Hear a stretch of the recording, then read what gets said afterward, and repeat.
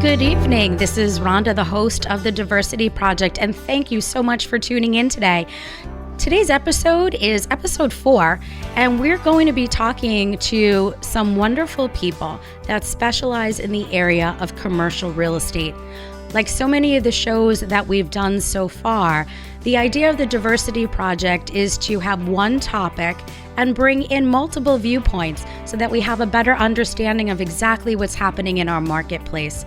The Diversity Project could not happen without amazing sponsors. So we always want to take just a minute to thank the people that allow this show to happen. So we'd like to thank the Equity First Foundation, a local not-for-profit that provides financial literacy, education, and consulting advice to all, Jet Direct Mortgage, Indigo Restaurant down in Patchogue Village, as well as JM2 Architecture, with over 50 years combined experience building homes, businesses, and dreams all across Long Island.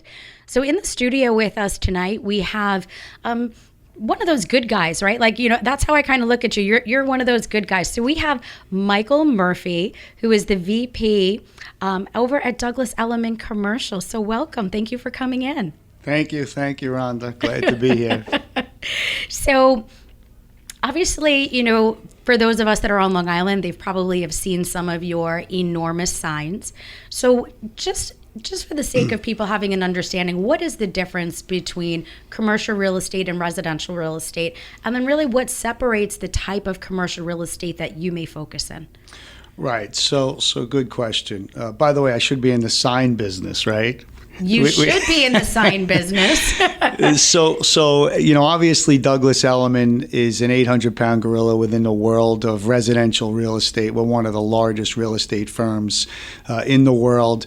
I, for Douglas Elliman, spearhead and run their commercial division on Long Island, Brooklyn, and Queens.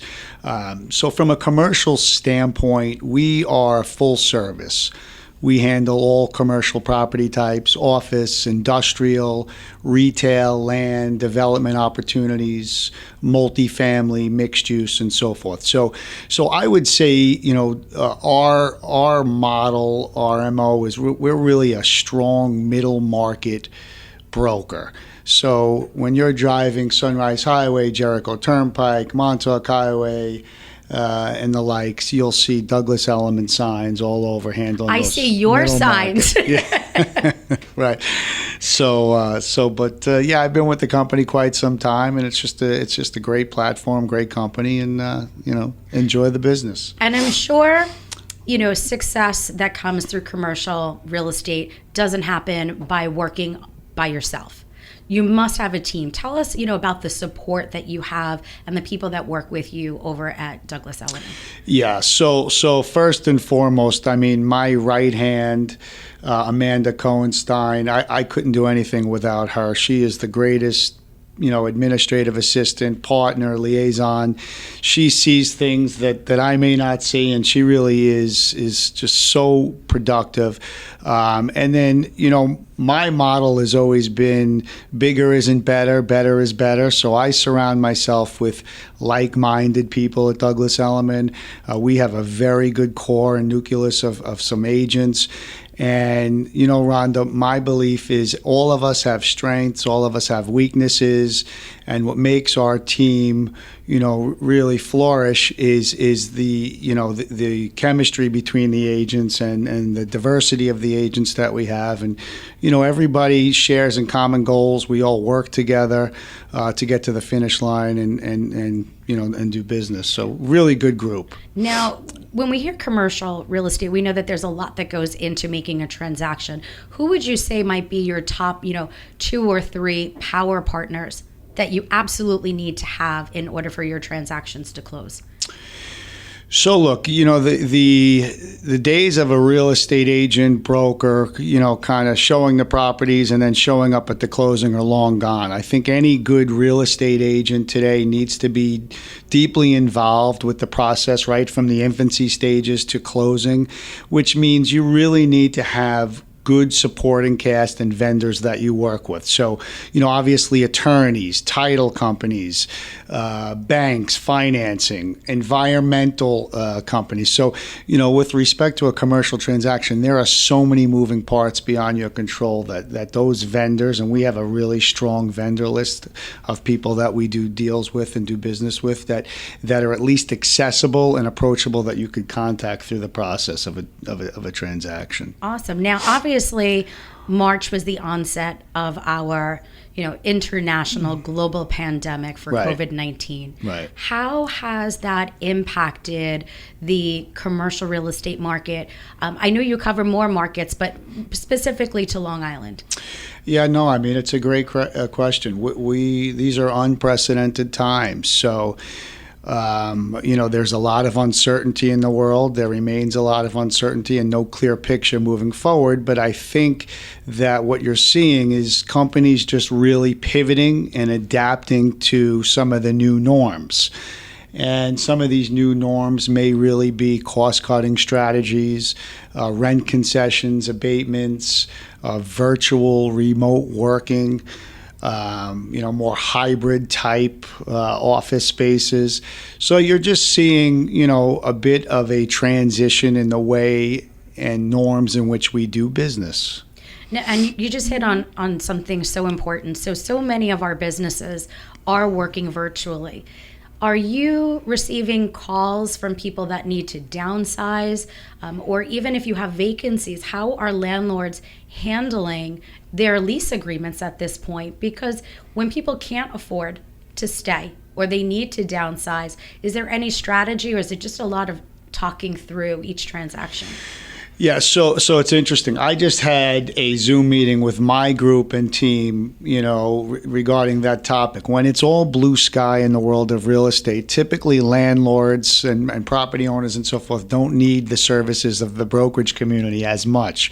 During these uncertain times, you're seeing that these landlords are not hearing from some of their tenants. People aren't paying rent. The stores are dark. So now more than ever, from a real estate agent brokerage standpoint, you need to be in a position where you can add value and offer advice and assistance to some of these landlords. So we are very, very active, working with landlords, helping to fill some voids, some vacancies in the marketplace. Certainly some sectors were hit much harder than others. I mean, you're seeing some of the retail related businesses got hit real hard, whether it be restaurants and hotels and so forth. But on the flip side of that, it still remains a very opportunistic market. Your interest rates are at historic lows. The banks are eager to lend. There's free money out there. So I think it's really an opportune time that if your business is solvent to really look for opportunities to purchase.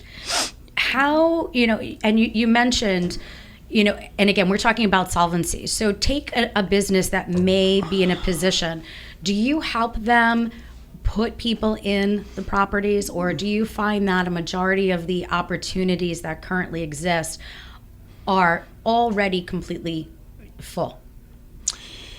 No, I mean, there are always opportunities. So, leases come up to fruition every day. Tenants have different needs. Some tenants, during this time may have realized that they don't need bricks and mortar as much. So maybe a tenant that was in 5,000 square feet says, look, I'm more productive and profitable in half the space.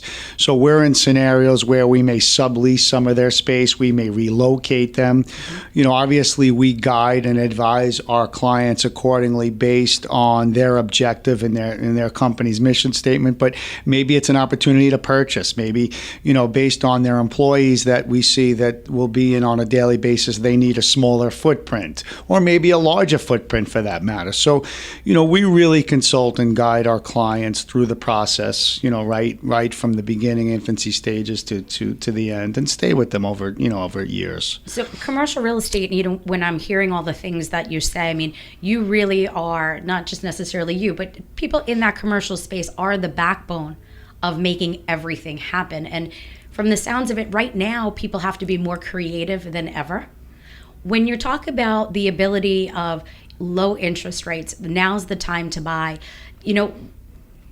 Are the lenders lending if the spaces are not full?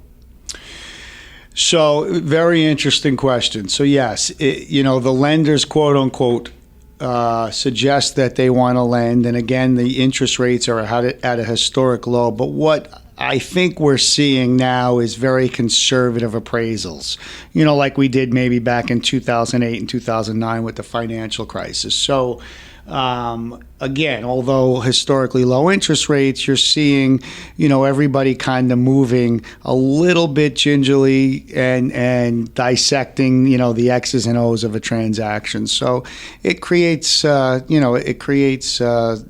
scenarios. Funding is necessary. Yeah, funding is absolutely necessary, and how eager the banks are is really dependent on the creditworthiness. Excellent. Well, Michael Murphy, thank you so much for coming to our studio this evening, and your information will be posted directly on our website and all of our social media. Thank you so much for having me, Rhonda. Thank you.